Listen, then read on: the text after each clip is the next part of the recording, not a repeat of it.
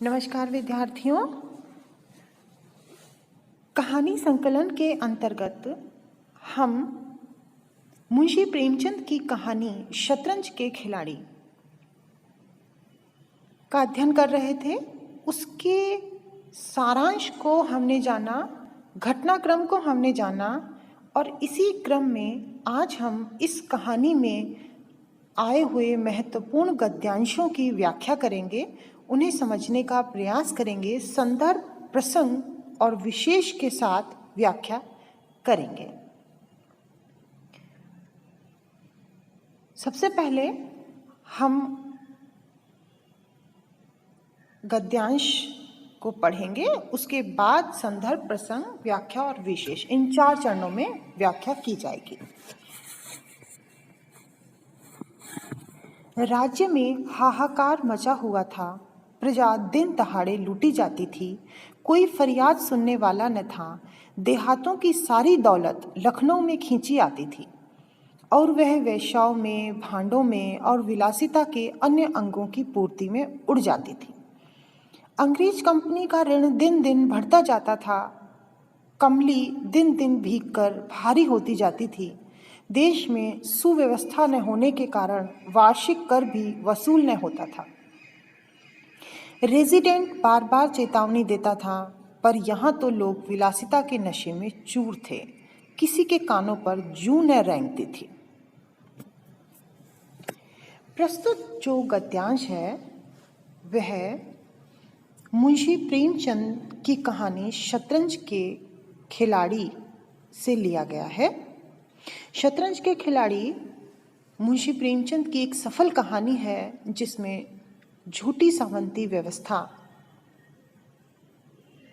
झूठी शान, निष्क्रियता, विलासिता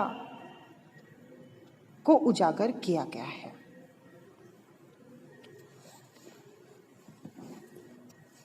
यह उस समय की बात है जब वाजिद अली शाह का समय था और लखनऊ विलासिता के रंग में डूबा हुआ था।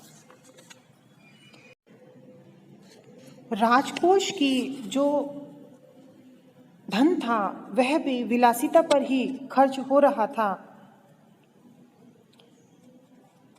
और अंग्रेज सरकार के पास पैसा नहीं पहुंच रहा था और इसीलिए अंग्रेजी कंपनी का ऋण भी बढ़ गया था। उसी का यहाँ वर्णन किया गया है।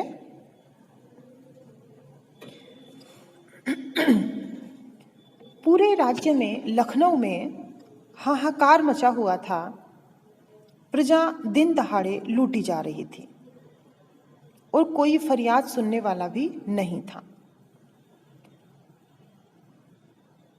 क्योंकि सभी जो नवाब, सामंत, मीर, मुंशी सभी विलासिता में डूबे हुए थे। काम कोई कर नहीं रहा था।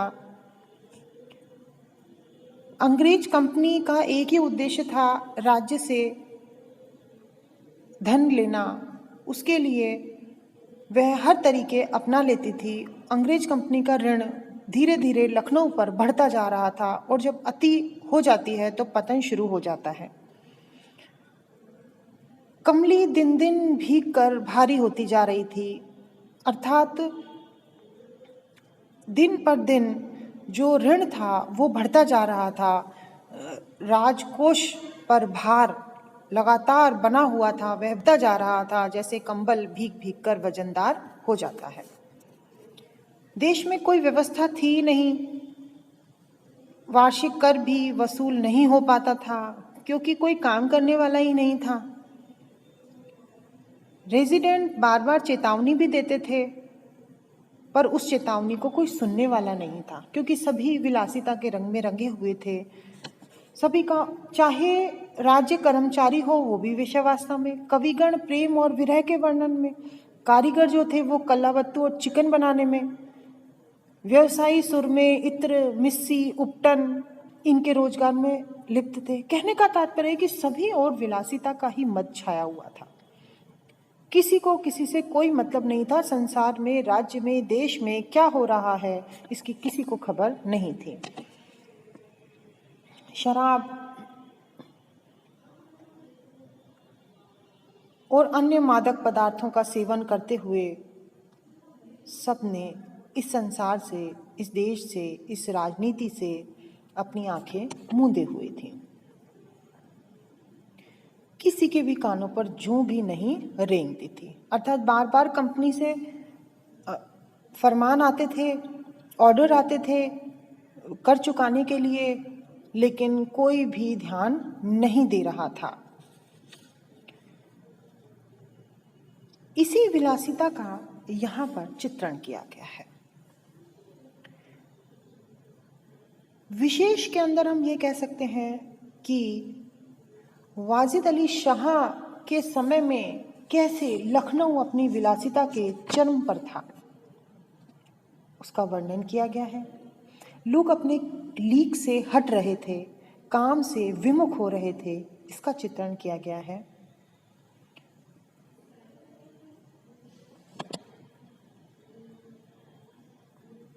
कमली दिन दिन भीग कर भारी होती जाती थी, जैसी सुंदर पंक्ति का इसमें प्रयोग हुआ है।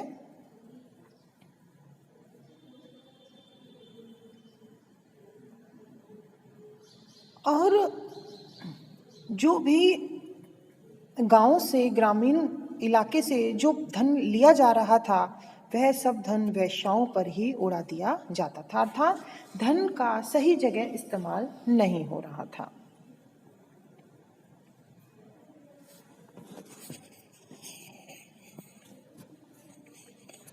सामंती व्यवस्था के खोखलेपन को और विलासिता को इसमें दर्शाया गया है। लोग किस प्रकार निष्क्रिय बने हुए थे, इसका चित्रण किया गया है। अब हम अगले पद पर आते हैं।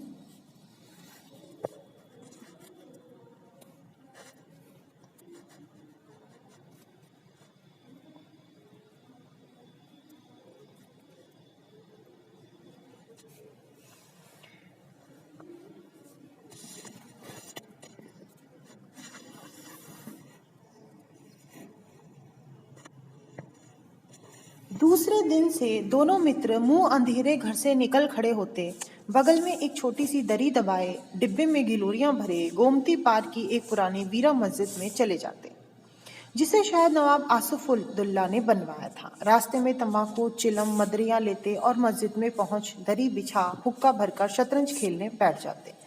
फिर उन्हें दिन दुनिया की फिक्र न रहती। किश्त, शह आदि दो एक शब्दों के सिवा उनके मुंह से और कोई वाक्य नहीं निकलता था। कोई योगी भी समाधि में इतना एकाग्र न होता होगा। दोपहर को जब भूख मालूम होती तो दोनों मित्र किसी नानाबाई की दुकान पर जाकर खाना खाते और एक चिलम हुक्का पीकर फिर संग्राम क्षेत्र में डट जाते। कभी कभी तो उन्हें भोजन का भी ख्याल न रहता था।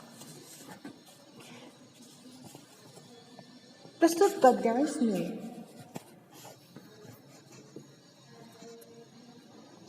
दो मित्र मिर्जा सज्जाद अली और मीर रोशन अली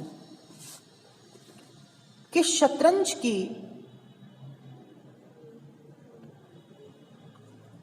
शौकीन वो कितने थे, कितने ज्यादा थे, किस हद तक थे, किस चरम सीमा पर थे, इसका इसमें वर्णन किया गया है।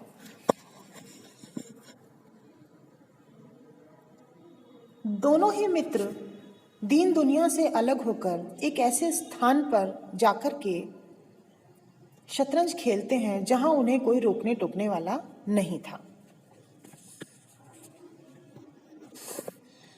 दोनों मित्र सुबह उठते ही यानी अंधेरे के समय ही अपने घर से निकल जाते थे, से कोई उन्हें देखे भी ना, और अपने साथ वो एक छोटी सी दरी ले लेते थे, डिब्बे में कुछ गिलोरियां भर लेते थे और गोमती नदी को पार करके एक वीरा मस्जिद थी, वहां वो चले जाते हैं। खंडर जैसी मस्जिद थी, कहते हैं नवाब आसिफुद्दौला ने शायद उसे बनवाया होगा। रास्ते में और आमोद प्रमोद की चीजें, तंबाकू, चिलम, मदरिया ये लेते और मस्जिद में पहुंच जाते और अपनी अच्छे से दरी बिछाई, हुक्का भरा और बैठ गए शतरंज खेलने। और जब वो शतरंज खेलते तो उन्हें इस दीन दुनिया की, इस संसार की कोई खबर नहीं रहती थी। जब वो पहले घर पर खेलते थे तब भी उन्हें कब दोपहर हुई, कब तीसरा पहर, कब शाम हुई, उन्हें पता ही नहीं चलता था। घर के भीतर से बार बार बुलावा आता था, खाना तैयार है, पर फिर भी वो नहीं जाते थे और अंत में वहीं भोजन कर लिया करते थे। इसी कारण उनकी पत्नी उन्हें भला बुरा कहती थी और अपने घर वालों से परेशान होकर उन्होंने फिर खंडर को चुन लिया, उस मस्जिद को चुना कि यहाँ बैठकर आराम से अपनी शतरंज की बिसात बिछाई जाएगी और खेली जाएगी। किश्त, शह, मार आदि इन्हीं शब्दों के सिवा और कुछ उनके मुंह से नहीं निकलता था। लेखक कहता है कि कोई योगी भी इतनी एकाग्र चित्ता के साथ समाधि नहीं लगा सकता होगा जितने एकाग्र भाव से वो शतरंज को खेला करते थे। एक एक चाल पर उनका ध्यान रहता था। खेलते खेलते जब उनको भूख का एहसास होता, दोपहर हो जाती, तो वो दोनों मित्र किसी नाना बाई की दुकान पर जाकर भोजन कराते थे। नाना बाई की दुकान अर्थात रोटी बनाने वाले की दुकान। और फिर भोजन के बाद एक चिलम हुक्का पीते और फिर अपने वही शतरंज के संग्राम में आकर डट जाते। और कभी तो वो इतने एकाग्रचित्त हो जाते थे कि उन्हें भोजन का ख्याल भी नहीं आता था। देश की क्या राजनीतिक दशा हो रही है इससे उन्हें कोई मतलब नहीं था। शहर में क्या हलचल है इससे उन्हें कोई मतलब नहीं था। वो थे और उनके शतरंज की बिसात थी, बस उसी को खेलने में वो लगे रहते थे।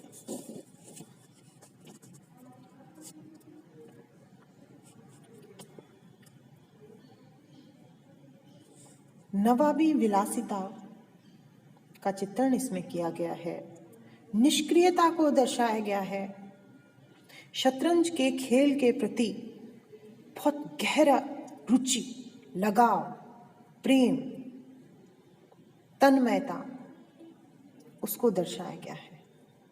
जैसे उनकी जिंदगी में शतरंज के अलावा कुछ था ही नहीं, जो कुछ थी शतरंज ही थी। लेखक बहुत सुंदर शब्दों का प्रयोग करते हुए बहुत सफाई के साथ कहानी को आगे बढ़ाते हुए चलते हैं और इसीलिए शतरंज के खिलाड़ी मुंशी प्रेमचंद की एक सफल कहानी है। धन्यवाद।